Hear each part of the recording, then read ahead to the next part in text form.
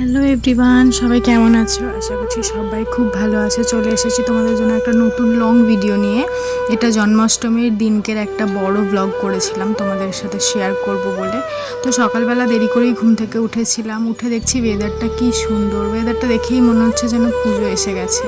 দেখতে দেখতে কিভাবে যে একটা বছর কেটে গেল কেউ টেরই পেলাম না, তাই না? এদিকে বিছানাটাকেও গুছিয়ে নিয়েছি। তো ওয়েদারটা দেখো কি সুন্দর লাগছে দেখতে। তারপরে স্নান করে নিয়েছি, স্নান টান করে এসে একটু বসেছি। তারপরে জামা কাপড়গুলো সমস্ত কেচেছিলাম, যেহেতু শ্বশুরমশাই শাশুড়ি মার জামা কাপড়গুলো মাঝে মধ্যে থাকে, মাঝে মাঝে আমি কেচে দিই আর কি।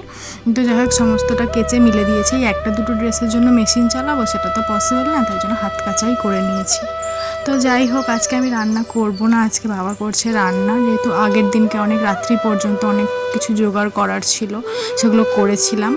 তো ওই কারণে সকালবেলা একটু দেরি হয়ে গেছে ঘুম থেকে উঠে। তো তারপরে দেখছি যে মা এদিকে খই বাচ্ছে আর আমাকে কৃষ্ণ ঠাকুরের জন্মের গল্পটা বলছে। বাবা ওদিকে চাপিয়েছে রান্না আর এদিকে ফল কেটে দিয়েছে। আমি একটুখানি ফল খাচ্ছিলাম, সবাই মিলেই খাচ্ছিলাম। তো যেহেতু জন্মাষ্টমীর দিন ছিল স্যাটারডে, মানে শনিবার, তার উপরে আবার জন্মাষ্টমী, তো ওই দিনকে নিরামিষ কী হবে, তাই জন্য খিচুড়ি করা হলো। খিচুড়ি, এদিকে বেগুনির জন্য বেগুন কেটে রাখা হয়েছে, কুমড়ো কেটে রাখা হয়েছে কুমড়ির জন্য। তো আমি আজকে রান্না তো করিনি, বাট খিচুড়িটা দেখে আমার খুব আনন্দ হচ্ছিল, কেন আমি খিচুড়ি প্রচণ্ড ভালোবাসি। এদিকে পুজোর সমস্ত জোগাড় করার জন্য থালা বাসনগুলো বের করা হয়েছে। এদিকে আমার বর বসে বসে এই গান শুনছে, আর ওদিকে বাবা ভাজছে বেগুনি। যে ধুম সিনেমা না ধুম টু আমি ঠিক বলতে পারবো না। তো যাই হোক, ও গান শুনছে, আমি একটুখানি ভিডিও ক্লিপ নিয়ে নিলাম। তারপরে এদিকে বসে আছি আমি, বাবা ওদিকে বেগুনি ভাজছে। পুরো বেগুনির গন্ধে ঘরটা পুরো একদম মমো করছিল, এরকম একটা ব্যাপার। তো বাবা খুব মন দিয়ে ওটা করছে। আজকে আমি রান্না করিনি, বাবাই সব করেছে। এদিকে মা বাবাকে সবাইকে খেতে দিয়ে দিয়েছি, ওকেও খেতে দিয়ে দিয়েছি। আমি খেতে বসে এদিকে একটা কাণ্ড হয়েছে, সেটা হচ্ছে খিচুড়িতে ঘি দিয়েছে, যেটার জন্য আমার একটুখানি ঘেন্না, মানে ঘিটা আমি পছন্দ করি না, ওর একটা বাজে ফ্লেভার লাগে আমার কাছে। তো এই কারণে আমি খুব একটা তৃপ্তি করে খেতে পারিনি, বাট খেয়েছি, এরকম না, বাট খেয়েছি। খাওয়া দাওয়ার পর টানা একটা ঘুম দিয়েছিলাম। ঘুম থেকে উঠে বিকেলের চা করতে হবে। তো চাটা খাওয়ার পরে আর কি সবাই কাজে লাগবে, তো ওই কারণে চা করে দিলাম। লেবু চা হবে, ওই জন্য কাপের মধ্যে বিট লবণ, লেবু, চিনি অল্প করে দিয়ে দিয়েছিলাম। আর এই টি পটটা কি সুন্দর দেখতে না, এটা আমার শ্বশুর বাবা পেয়েছে অফিস থেকে অ্যাজ আ গিফট। তো আমি এখানে চাটা ঢেলে নিচ্ছি, সবাইকে এবার সার্ভ করে দেবো চাটা। চায়ের সাথে বিস্কিটও ছিল, যেটার ক্লিপিংস আমার নেওয়া হয়নি, আমি নিতে ভুলে গেছিলাম। তো যাই হোক, টিপটটা ছোটো মতোই, মানে ছোটো ছোটো কাপগুলো তো ছোটো টিপট, তো ভালোই লাগছে দেখতে। তারপরে আমি স্নান টান করে নিয়েছি একটুখানি সন্ধেবেলা। তারপরে বসেছি আলতা পড়তে। বাড়িতে পুজো, জন্মাষ্টমীর পুজো, আলতা তো একটু পড়তেই হবে, যেহেতু সধবা মানুষ, তো আলতা একটুখানি পড়ছি আমি। আর আমার আলতা পড়তে যে কী ভালো লাগে, মানে আমি সবসময়তেই চেষ্টা করি প্রত্যেক বৃহস্পতিবার আলতা পরার। তারপরে তো পূর্ণিমা তো আছেই, আলতা পরবো, তাতে বৃহস্পতিবার তো আছেই আলতা পরবো, আর পুজো আচ্ছাতে তো পরবই। আমি পড়ি, সাথে সাথে মাকেও পরিয়ে দিই, মানে আমার শাশুড়ি মাকেও পরিয়ে দিই। তিনিও খুব আলতা পরতে ভালোবাসে, আমিও ভালোবাসি। তো দেখো খুব মন দিয়ে আলতাটা পরছি। বিয়ের আগে না আমি অতটা আলতা পরতে পছন্দ করতাম না, মানে পরতাম খুব কম, মানে পরতাম না বললেই চলে। কিন্তু এখন বিয়ের পর খুব ফ্যাশিনেশন হয়ে গেছে আলতা পরার। তো আমাদের মানে ম্যারিড মেয়েদের তো আলতা সিঁদুরটাই সব। ভগবানকে জানাই যে এই দুটো নিয়েই যেন পৃথিবী ছাড়তে পারি, মানে শাঁখা সিঁদুর আলতা পরেই যেন পৃথিবীটা ছাড়তে পারি, এরকম তো মানে ভগবানের কাছে আমি সব সময় জানাই যে এই তিনটে জিনিস নিয়েই আমাকে তুমি পৃথিবী থেকে বিদায় দিও ভগবান। তো যাই হোক, ভালো লাগছে আলতাটা পরতে। তো পায়ে একটু জল ছিল বলে আলতাটা মানে ঠিকঠাকভাবে ধরছিল না। তো এই যে তুলিটা দিয়ে পরছি কেন, আমি ভাবতাম যে কী দিয়ে পরবো। তো যাই হোক, তো আমার বরকে বললাম একদিন যে তুমি আমাকে একটা তুলি এনে দাও, তুলি দিয়ে ছাড়া পরা পসিবল না। তো তুলি দিয়ে আলতাটা পরছি। এবার পায়ে একটু আধটু নোক রাখি আমি। তো আলতাটা পরার পর পাটা কি সুন্দর লাগে দেখতে, আমার চোখে তো ভালোই লাগে। তো খুব মন দিয়ে আমি আলতাটা পরে নিচ্ছি। তুলি দিয়ে না পরলে না, মানে সেই বেরিয়ে যায়, ঠিকঠাক মনের মতো করে পরা হয় না। তো দেখো আলতা পরা হয়ে গেছে, পাটা কি সুন্দর লাগছে না আলতা পরতে, মানে খুব ভালো লাগছে। তো যাই হোক, আলতা পরলে সবাইকেই সুন্দর লাগে। এদিকে আমি সন্ধ্যাবেলা রেডি, আলতা পরার পরেই আমি মানে শাড়ি পরে নিয়েছি, কেননা বাড়িতে পুজো শাড়ি তো পরতেই হয়, আর মাথা ভর্তি করে সিঁদুরও পরেছি। এবার যাবো রান্নাঘরের দিকে, ওদিকে বাবা কী করছে দেখি। চলো তোমরা পুরো ভিডিওটা দেখতে থাকো, ওকে।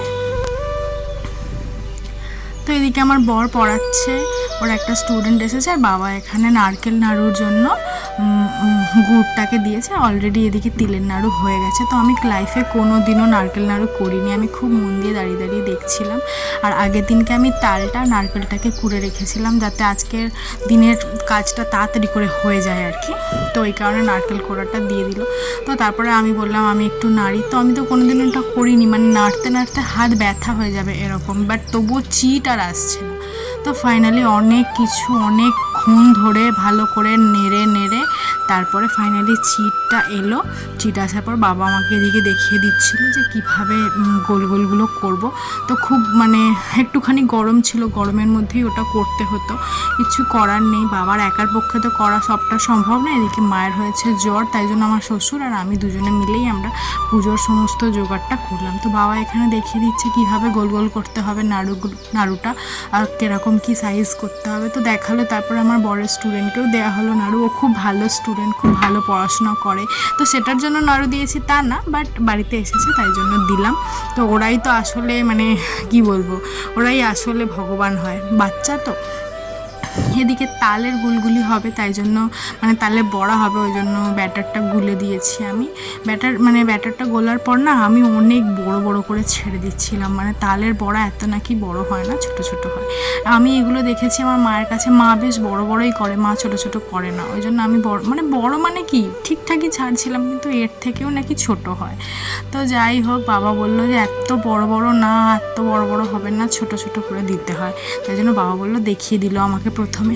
তো দেখিয়ে দেওয়ার পর আমি আবার ওই সেম মিস্টেকটাই করছিলাম, মানে আমার দ্বারা হচ্ছিলই না, মানে আমি ছোট ছোট করে দিতেই পারছিলাম না। তো ফাইনালি বাবা বললো সরো, তুমি করতে পারবে না, আর আমিই করে দিই তাহলে। তো এদিকে বাবা বড়াগুলো ভেজে নিচ্ছে, আমি তারপরে ঠিক করলাম যে বেকার আমি বসে থেকে দেরি করে কেন করবো। অলরেডি তখনই বাজছে 8:30টার মতো, তো তখনও তালের বড়া হচ্ছে, এরপরে হবে তালের লুচি। তো আমি ওই কারণে ময়দাটা মাখলাম তাল দিয়ে, আর বাবাকে বললাম আপনি একটু বেলে দিন, এই রুটি মেকারে আমাদের বেলা হয়। তো বেলে দিল। তারপরে আমি লুচিগুলো ভেজে নিলাম, কেননা তাড়াতাড়ি করে পুজোটাও আবার ওদিকে করতে হবে। সমস্ত পুজো পাঠ সেরে উঠতে আমাদের 11টা বেজে গেছিলো। এদিকে গপুদের স্নান করাতে চলে এসছে বাবা, ওদিকে রান্না পাঠ সব শেষ করে এদেরকে স্নান করিয়ে দিল।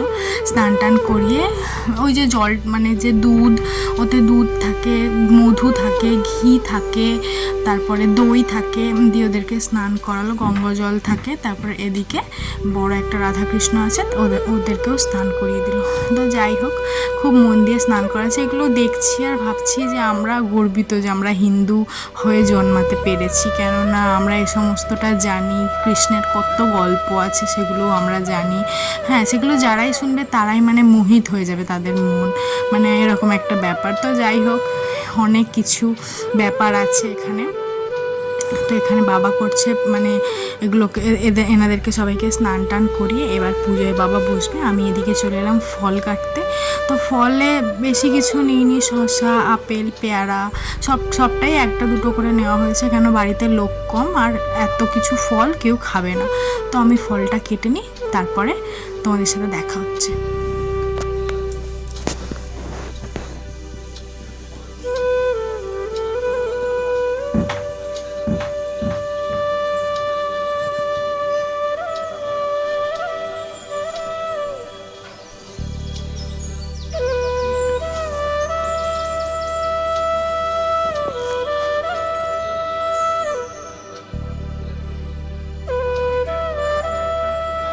তো এখানে ফল কাটতে কাটতে দেখলে আমার বর চলে এসছে। ও বেরিয়েছিল বাইরে, মানে দরকারে গেছিলো। তো ও এলো, তারপরে এসে আগে গেল ফ্রেশ হয়ে তারপরে ও যাবে ওই ঘরে যেহেতু আমাদের ঠাকুর থাকে, তো ওই ঘরে যাবে। এদিকে আমি ফলটা কাটছি, আমি একটুখানি ফাস্ট ফরওয়ার্ড করে দিয়েছিলাম, তার কারণ কি যে এতটা টাইম লাগবে এটা কাটতে, আর ভিডিওটা অনেক বড় এমনিতেই হবে। তো এটা যদি আমি ফাস্ট ফরওয়ার্ড না করতাম তো ভিডিওটা আরও অনেক বড় হয়ে যেত।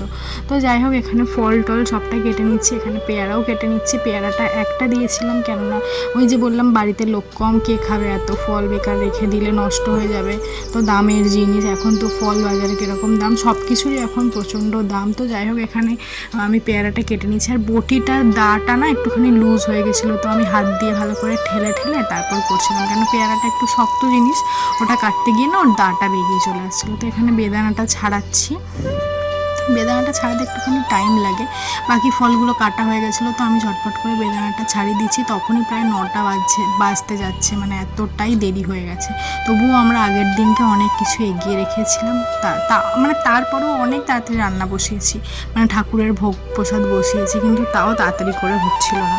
তো যাই হোক, এখানে হয়ে গেলে এবার খেজুরটা কেটে নিলেই ব্যাস হয়ে যাবে। খেজুরটা মানে ছোটো প্যাকেটই এনেছে, তো খেজুরটা কেটে নিলেই হয়ে যাবে। তো আমার ফল কাটা সাজানো রেডি। তো দেখো কি কি ফল আছে এখানে তোমাদেরকে বলে দিই। তো দেখো এখানে ফলটা কেটে কলা পাতার ওপর সাজিয়ে রেখেছি, কি সুন্দর লাগছে দেখতে, পুরো কালারফুল লাগছে। তো দেখো এখানে কি কি ফল আছে, এখানে আছে শসা, এখানে আছে পেয়ারা, এখানে আছে আপেল, নাশপাতি, আম, আর ওদিকে খেজুর, কলা আর বেদানা। তো এই কটা ফলই মানে এই রকম ফলই কাটা হয়েছে। তো এবার চলো পুজোতে যাই। তো বাবা এখানে মানে পুজোতে বাবা বসে গেছে। আমাদের বাড়িতে কৃষ্ণ পুজো, মানে এই জন্মাষ্টমীর পুজোটা আর কি আমার শাশুড়ি মাই করে, যেহেতু তিনি খুব অসুস্থ ছিলেন, মানে জ্বর হয়ে গেছিলো তার, ওই কারণে বাবাই করলো পুজোটা। তো এদিকে সমস্ত প্রসাদগুলো ভগবানের কাছে সাজিয়ে দেওয়া হয়েছে। এখানে আমি ধুনো দিচ্ছিলাম। তো বাবা এখানে খুব মন দিয়ে পুজো করছে, তোমরা দেখতে থাকো। ওকে।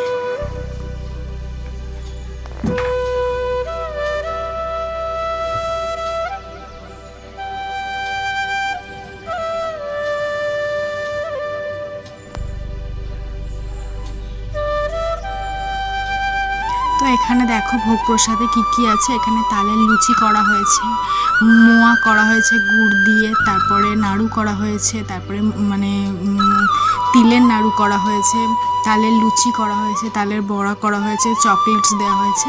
আর ফলের মধ্যে কি কি করেছে সেগুলো তো তোমাদেরকে দেখালাম। আর হ্যাঁ, প্রত্যেকটা ফলে বা মানে অর্পণ যাকে করছি, যে ভগবানকে, কৃষ্ণ ভগবানকে, ওকে কিন্তু সবসময় একটা করে তুলসী পাতা তো দিতেই হবে। তো দেখো এই গোপুদেরকে কি কিউট লাগছে, আর ওই যে পদ্ম ফুলটা ফোটাতে কি সুন্দর লাগছে। তো দেখো এই ফল এই প্রসাদগুলো ভগবানকে অর্পণ করা হয়েছিল। তো দেখো এই যে পদ্ম ফুলটা যে কি সুন্দর লাগছে দেখতে, আর এই ভগবানদেরকেও সাজাতে কি সুন্দর লাগছে, মানে পুরো চারদিকটা একদম ধূপের গন্ধে, ধোঁয়ার গন্ধ, মানে ধূপের গন্ধে, ধুনোর গন্ধে, সবেতেই একদম মানে পুরো মাতোয়ারা হয়ে গেছে। তো দেখো এখানে কি কি আছে তোমাদেরকে দেখিয়ে দিলাম। আর হ্যাঁ, এখানে অনেক রকম ভাজাও দেওয়া হয়েছিল, তার মধ্যে বাদাম ভাজা, ছোলা ভাজা, চাল ভাজাও ছিল, তো যেটা আমি কিনা বলতে ভুলে গেছি। তো তারপরে চলে এসেছি শাড়ি টাড়ি চেঞ্জ করে, এবার যাবো প্রসাদ খেতে। ঘরটা ধোঁয়া লাগছে, কেননা আমার ঘরের মধ্যে ধুনো দেওয়া হয়েছিল। তো এখানে আমি সবাইকে প্রসাদ বেড়ে দিলাম, সবাই খুব টায়ার্ড হয়ে পড়ছে, তখনই প্রায় 11টা বাজছে। তো এখানে বসে বসে আমিও প্রসাদ খাচ্ছি। আমার এতগুলো প্রসাদের মধ্যে তালের বড়াটাই বেস্ট লেগেছিলো, তো ওটাই আমি বেশি করে খেয়েছি, কারণ ওটা আমার খুব ভালো লেগেছিলো। তো বসে বসে আমরা গল্প করছিলাম, কিছুদিনের মধ্যে আমরা একটা জায়গায় ঘুরতে যাব, সেটারই প্ল্যানিং করছিলাম বসে বসে, কখন যাব, কখন বেরোবো, কোন ট্রেনে যাব বা কীভাবে যাব। তো সেসব বলছিলাম, কেন আমি লাইফে কোনো দিনও দূরপাল্লার ট্রেনে যাতায়াত করিনি, তো ওই কারণেই আমাকেও বলছিল আর কি কীভাবে যাব আর কি। তো যাই হোক, ভিডিওটা অনেকটা বড় করেছি আজকে, তোমরা প্লিজ পুরো ভিডিওটা দেখবে, আমার চ্যানেলটাকে সাবস্ক্রাইব করবে, তোমরা সাবস্ক্রাইব প্লিজ করবে। দেখো তোমাদের সাপোর্ট ছাড়া আমার কি করে হবে বলো, তো তোমরা প্লিজ আমাকে সাপোর্ট করো, চ্যানেলটা সাবস্ক্রাইব করবে, ফলো করবে আমাকে, লাইক করবে। হ্যাঁ, আর ভিডিওটা কেমন লাগলো আমাকে অবশ্যই কমেন্টের মাধ্যমে জানাবে। তো তারপর বাড়িতে রুমের মধ্যে এসে শুয়ে পড়লাম। Tata, good night.